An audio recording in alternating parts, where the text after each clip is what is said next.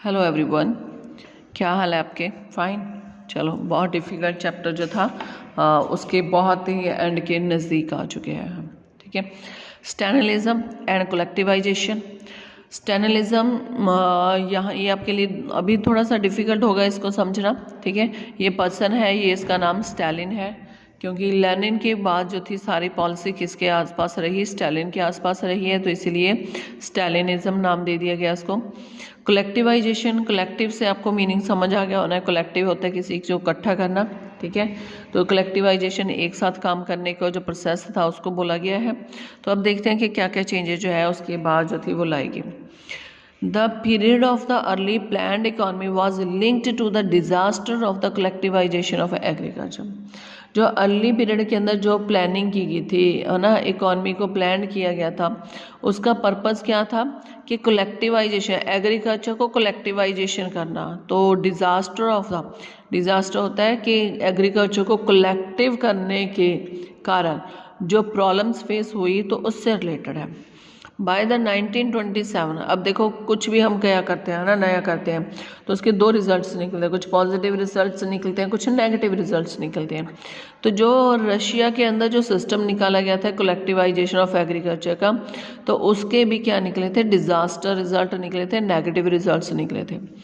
By the 1927 and 1928, the towns in Soviet Russia were facing an acute problem of grain supplies. 1927-28 में ही Soviet Russia को जो था grain supplies की जो shortage आने लगी, उनके पास खाना ही नहीं है खाने के लिए, है ना। द गवर्नमेंट ने क्या किया? प्राइसेस जो थे फिक्स कर दिए थे, at which grain must be sold, but the peasant refuse to sell their grains to government buyers at these prices.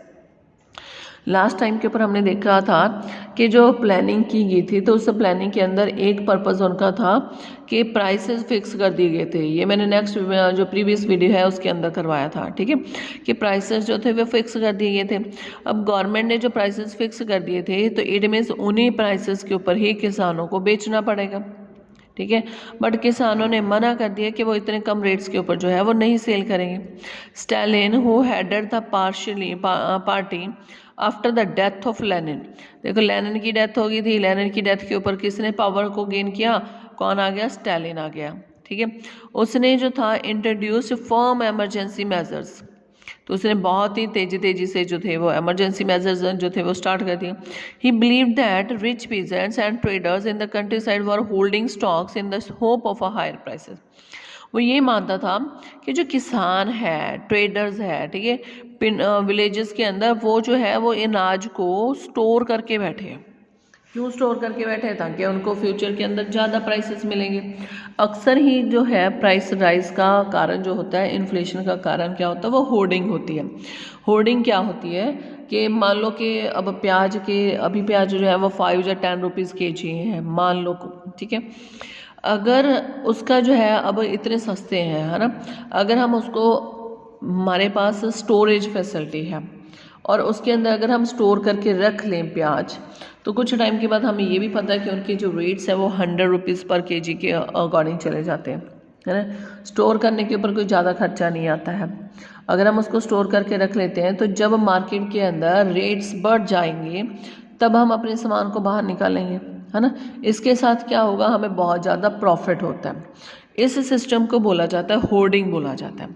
उसको क्या लग रहा था? उसको ये लग रहा था कि किसान जो है, पीजेंट्स जो है, ट्रेडर जो है, वो होल्डिंग करके बैठे हुए हैं, ठीक है, अनाज को, ताकि उनको हायर प्राइसेस मिलेंगे। Speculation had to be stopped and supply confiscated, ठीक है। जो ऐसे करने वाले थे उनको रोका गया और सप्लाईज को मतलब जो था रेगुलेट किया गया। In 1928, party members toured the grain producing areas, supervising enforced grain collectors and raiding kulaks. Kulaks क्या है? The name for well-to-do peasants. अब क्या थे 1928 के अंदर जो पार्टी के मेंबर्स हैं, ठीक है, वो ग्रीन प्रोड्यूसिंग एरिया के अंदर घूमने लग गए हैं, है ना। क्यों घूम रहे हैं? ताकि वो चेक कर सकें कि कितनी को प्रोडक्शन जो है वो हो रही है खेतों में, ठीक है। सुपरवाइज कर रहे थे कि कोई जो है वो ग्रीन जो कलेक्टर्स है ना, तो वो कितना को इन्फोर्स किया जा रहा है, या कितना को कलेक्शन वो कर रहे हैं, है ना।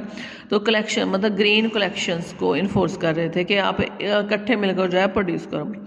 इसके अलावा जो थे जो रिच पीजेंट्स थे, है ना, उनके घरों के ऊपर उनके क्या कर रहे थे, वो रेड्स मार रहे थे, छापे मार रहे थे, ठीक है। कुलाक्स क्या है? जो रिच किसान थे उनको कुलाक्स बोला जाता था।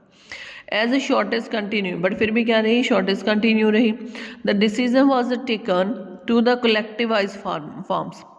फिर उन्होंने डिसीजन ले लिया कि जो जितनी भी खेती बाड़ी होगी वो कलेक्टिव होगी, ठीक है।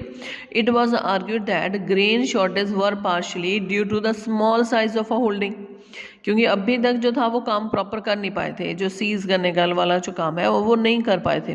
क्यों नहीं कर पाए थे? क्योंकि हमने लास्ट वीडियो के अंदर देखा, प्रीवियस वीडियो के अंदर देखा था कि जो वाइट्स है उन्होंने हार्श स्टेप्स उठाने शुरू कर दिए थे किसानों के अगेंस्ट जो सीज करता था, ठीक है।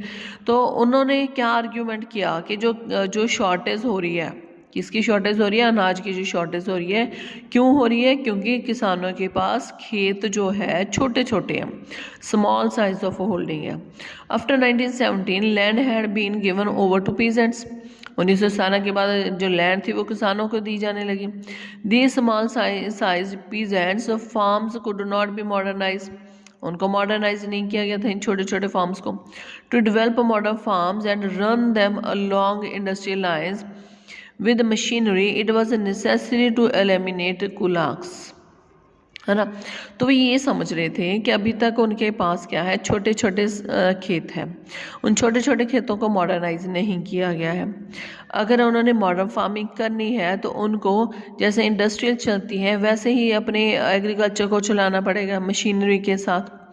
इसके लिए वो बेटर क्या समझ रहे थे कि जो रिच किसान है, कुलाक्स हैं, उनको जो है वो निकाल देना चाहिए, है ना, उनकी लैंड छीन लेनी चाहिए।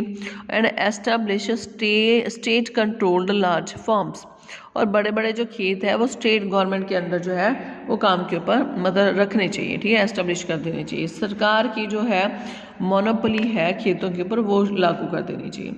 What followed was Stalin's collectivization program, ठीक है। तो इसका रिजल्ट क्या रहा? स्टालिन ने कलेक्टिवाइजेशन प्रोग्राम जो था वो स्टार्ट कर दिया। From 1920 the party force all peasants to cultivate in collective farms, है ना। तो 1929 से ही क्या पार्टी क्या कर रही थी? वो इन्फोर्स कर रही थी किसानों को कि आप कलेक्टिव फार्म्स के अंदर, कलेक्टिव फार्म्स को क्या बोला जाता है? कॉल्क होज बोला जाता है।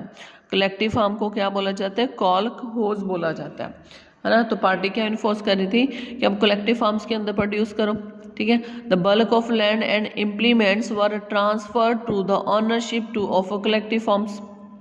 जो बहुत इसके साथ क्या होगी? उनकी जो लैंड की इम्प्लीमेंट्स है ना, तो इस तरीके से जो है लैंड थी वो किसको ट्रांसफ़र हो गई थी? उसकी ऑनरशिप सरकार को हो गई थी। Peasants works on the land and the kolkhoz profit was share. किसान उस बड़ी ज़मीन के ऊपर काम करेंगे, मिलकर काम करेंगे, जो बड़ी ज़मीन का जो प्रॉफिट है वो शेयर होगा, ठीक है। इसके साथ क्या है? इन ragged peasants resisted the authorities and destroyed their livestock. अब किसानों को क्या आ गया? गुस्सा आ गया, है ना।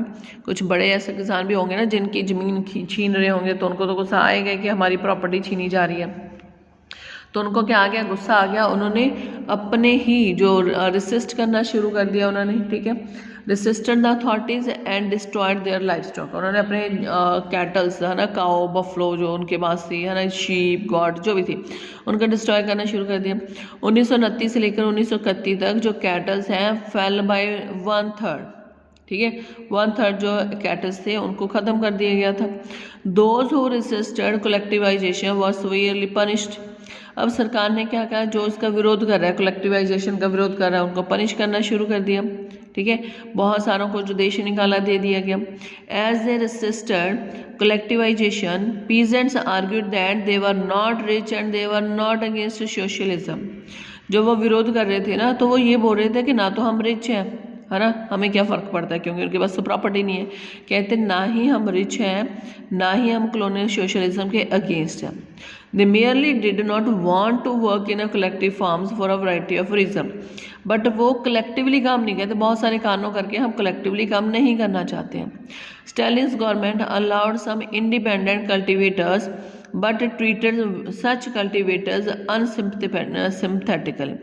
तो स्टालिन ने अलाउ कर दिया, ठीक है, जो इंडिपेंडेंट कल्टिवेशन करना चाहते हैं उसको अलाउ कर दिया, बट उनके साथ जो था अच्छा बिहेव नहीं किया जाता था, ठीक है। In spite of collectivisation production did not increase immediately, ठीक है। चाहे कुछ एरियाज के अंदर कलेक्टिवाइजेशन जहाँ पर विरोध नहीं हुआ था वहाँ पे कलेक्टिवाइजेशन होगी, है ना, पर फिर भी क्या थी, जो प्रोडक्शन थी वो इंक्रीज नहीं हो पाई। इनफैक्ट क्या हुआ कि जो 1930 से 1933 तक बैड हार्वेस्ट हुई, फसलें जो थी ज़्यादा ग्रो नहीं हो पाई, अनाज ज़्यादा ग्रो नहीं हो पाया, ठीक है। Led to one of the most devastating famine in Soviet history when over 4 millions died. बुरी हार्वेस्ट के कारण क्या हुआ, 4 मिलियन जो लोग थे वो मारे गए, ठीक है, डाइड हो गए। क्यों, अब उनको खाना तो मिल ही नहीं रहा है, ठीक है। Okay, many within the party criticise the confusion, ठीक है, many within the party criticise the confusion in industrial production under the planned economy and the consequence of the collectivisation. बहुत सारे जो थे वो ये क्रिटिसाइज कर रहे थे कि जो इंडस्ट्रियल प्रोडक्शन के अंदर, जो प्लान्ड इकोनॉमी के अंदर इंडस्ट्रियल प्रोडक्शन के अंदर जो कन्फ्यूजन जो क्रिएट कर दी गई है और जो कलेक्टिवाइजेशन का रिजल्ट रहा है, तो उसी के कारण जो है ये फेमाइन जैसे की कंडीशन आई है। क्योंकि हमने पढ़ा था ना कि इंडस्ट्रियल के अंदर जो वर्कर्स थे उनकी कंडीशन अच्छी नहीं थी, है ना।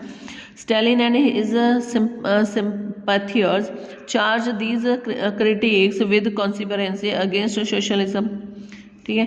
तो उनके ऊपर चार्ज लगा, जो स्टालिन थे और उसके जो सिंपथी वाले पर्सन थे, है ना, उन्होंने इन जो क्रिटिसाइज करने वाले थे उनके ऊपर क्या इल्जाम लगा दिया कि आप सोशलिज्म के अगेंस्ट हो। Accusations were made throughout the country and by 1932 over 2 million were in prison of labor camps। तो स्टालिन ने क्या करना शुरू कर दिया, क्योंकि उसके उन्होंने लोगों जो उनके अगेंस्ट बोल रहे थे, है ना, उनके ऊपर चार्ज लगा दिया कि आप सोशलिज्म के अगेंस्ट हो, इसलिए उन्होंने उनको जेलों में बंद करना शुरू कर दिया, ठीक है। 1939 तक 2 मिलियन लोग जो थे वो लेबर कैंप्स के अंदर उनको बंद कर दिया गया था। इनमें से बहुत सारे जो थे मोस्ट ऑफ इनोसेंट थे, है ना, उन्होंने कोई क्राइम नहीं किया था। But no one spoke for them, उनके लिए बाहर से कोई भी लड़ नहीं रहा था, उनके लिए कोई भी फेवर नहीं कर रहा था, ठीक है। Okay, a large number were force to make false confessions under torture.